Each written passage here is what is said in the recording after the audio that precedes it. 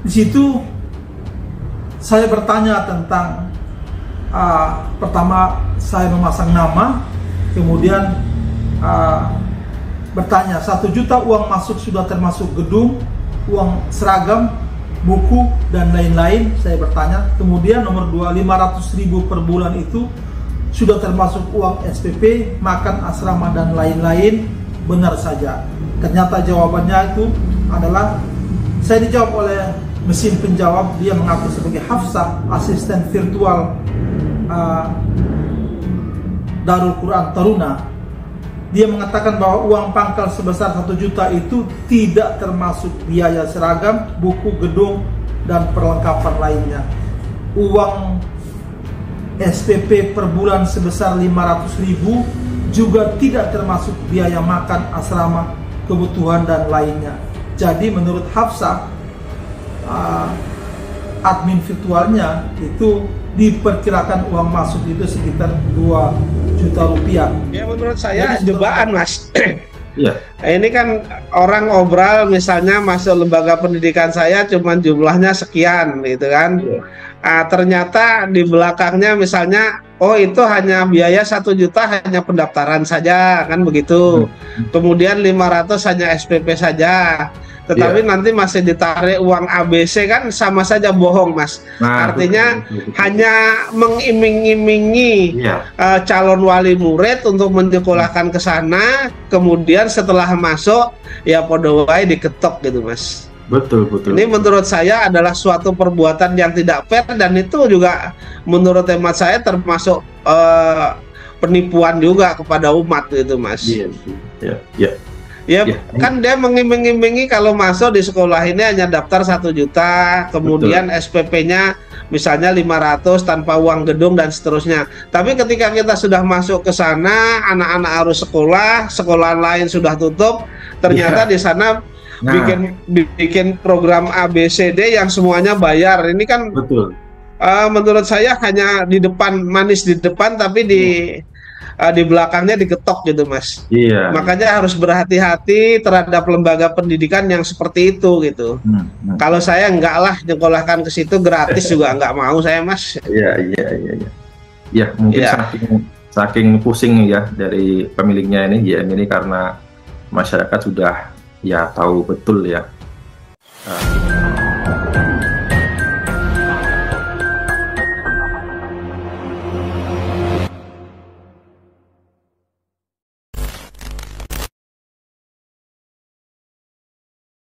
Kita tahu kemarin kita sudah membahas bahwasanya Daku ini mengobrol biaya masuk gitu ya, pendaftaran yang tadinya mahal kemudian anjlok turun gitu Pak. Ini disinyalir sebagai bentuk ya kemunduran Daku karena masyarakat sudah tidak percaya pada Dakunya Yusuf Mansur gitu Pak.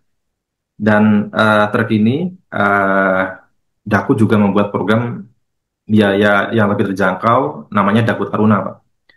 Dengan biaya awal pendaftaran itu 1 juta dan bulanannya 500.000. Nah, ini setelah ditelusuri, ini berdasarkan penelusuran Pak Darso Pak ya. Jadi bahasanya kan sebenarnya di awal 1 juta, kemudian bulanan 500 itu sudah meng-cover semuanya.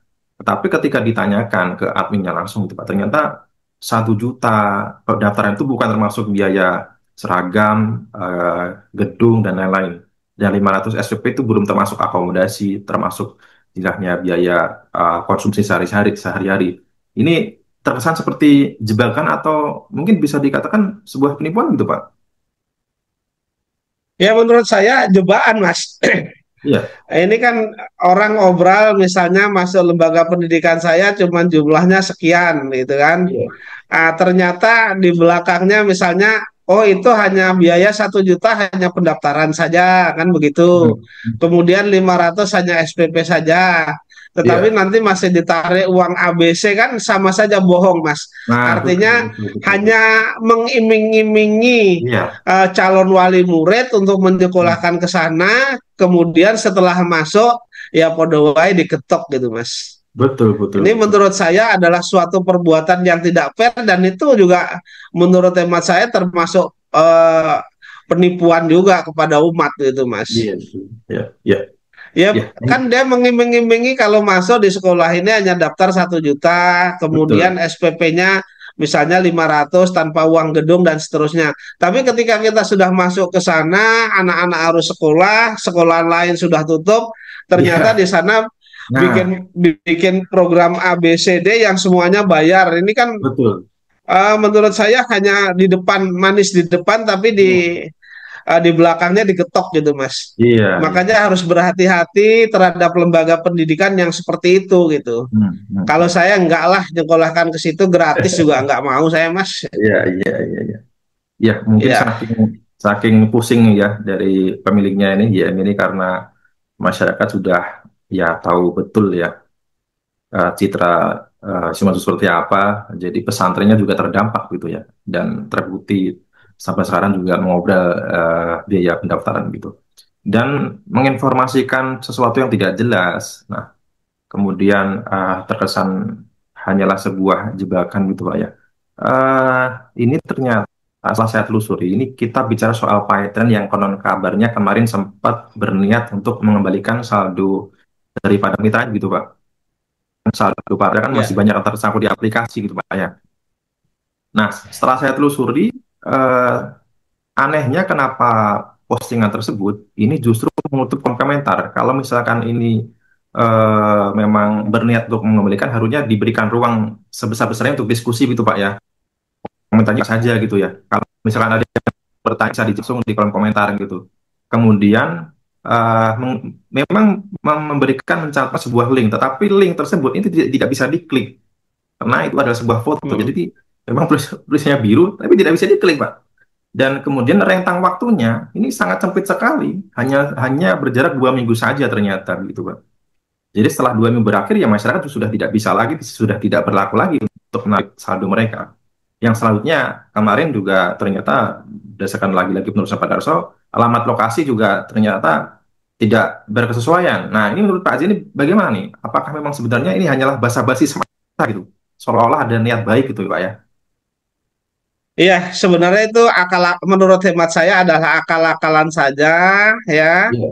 So, akal-akalan saja seolah-olah berniat baik, tetapi kan menurut hemat saya tidak ada niat baiknya, Mas.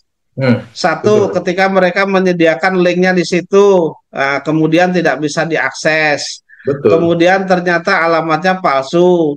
Ya, Kemudian ternyata misalnya tenggang waktunya dibatasi kan begitu. betul, betul. Nah, itu menurut hemat saya hanya akal-akalan saja. Iya, iya, Dan iya, iya. perusahaannya ini jelas perusahaan kurang bagus, Mas, tidak Iya, bagus. betul, betul, betul. Saya katakan tidak bagus seperti apa? Nah, ketika sebenarnya tidak usah orang harus disuruh datang ya, kemudian menunjukkan alat bukti dan seterusnya ketika mereka punya mitra kerjanya, itu perusahaan ketika perusahaan yang bonafit, perusahaan Iya, yang benar-benar berjalan, perusahaan bukan perusahaan untuk nipu dan seterusnya, iya, mereka akan mempunyai data dan dokumen. iya, Misalnya betul, betul. uangnya si A ini sebagai mitra, misalnya Iya, iya, nyangkut iya. berapa, misalnya 1 juta, kemudian Hmm, si B berapa, kemudian si D berapa, dan seterusnya, itu hmm, tentu datanya ada. Mereka tidak usah harus misalnya meminta orang lain untuk menunjukkan, ya kan? hmm. Mereka surati saja. Ketika nanti misalnya orangnya misalnya sudah tidak bertempat tinggal di situ lagi, HP-nya tidak aktif, baru itu diminta untuk diumumkan lewat koran agar orang itu tahu kan begitu, Mas. Betul. Nah, tetapi ketika orang, oh kamu ini saya umumkan, kamu harus memenuhi persyaratan ini, persyaratan itu. Sementara mungkin slip setorannya, kemudian bukti dan lainnya mungkin sudah hilang, Mas. Bagaimana Betul. orang mau ngeklaim Iya, kan? iya, Iya kan? iya. Itu loh, Mas. Betul, betul. Kalau Iya, perusahaan bonafit pasti ada itu catatannya, catatannya iya, ada. iya, Si A, iya. si B masih berapa dan seterusnya. Betul. Itu pasti ada catatannya lah, Mas, begitu. Iya, iya. Itu Ya, pas hanya sekali. akal-akalan, menurut hemat saya, pendapat saya hanya akal-akalan, Mas, kalau seperti itu. Betul, betul. Tepat sekali seperti yang saya pikirkan juga, Pak. Ketika seseorang misalkan mendaftarkan dalam sebuah perusahaan menjadi mitra, pasti kan ada data-data yang sudah dikirim, misalkan seperti nomor telepon, alamat lengkap, kemudian email dan lain sudah pasti ini disimpan data dengan data yang rapi oleh perusahaan. Kalau misal memang perusahaan itu amanah, memang niatnya baik itu Pak ya. Tetapi yang Ya, kita betul. tahu selama ini bisa seperti tren, misalkan seperti patungan usaha, batu bara dan lain-lain gitu ya. Jangan seperti patungan usaha, ketika menarik investasinya saja, nah ini juga harus bersusah payah. Seharusnya kan mereka juga punya data-datanya gitu ya. Tinggal dihubungi saja nilai investasinya berapa, saldo yang masihnya berapa. Tinggal ditransfer ke rekening langsung di rumah langsung nomor telepon begitu Pak. Betul, betul, Mas. Iya, iya. Seharusnya yang proaktif kan perusahaan ketika mereka mau Iya, membersihkan diri, niatnya bagus dan itu niat ina a'malu binniyahnya akan mengembalikan uang investasi atau uang orang yang iya, tersangkut di sana, tinggal mereka buka file saja di sana. Di sana kan betul. jelas alamatnya. Alamatnya Iya. ada, kemudian KTP-nya ada, nomor teleponnya ada, ya kan? Kalau misalnya itu, misalnya handphonenya sudah tidak aktif dan seterusnya, baru itu yang dicari, disuratin juga orangnya, Mas, begitu. Kalau niatnya memang bagus, tetapi Ya, kalau hanya niatnya hanya memenuhi administrasi saja sesuai dengan regulasi pemerintah, ya seperti itu, hanya diumumkan saja seperti itu.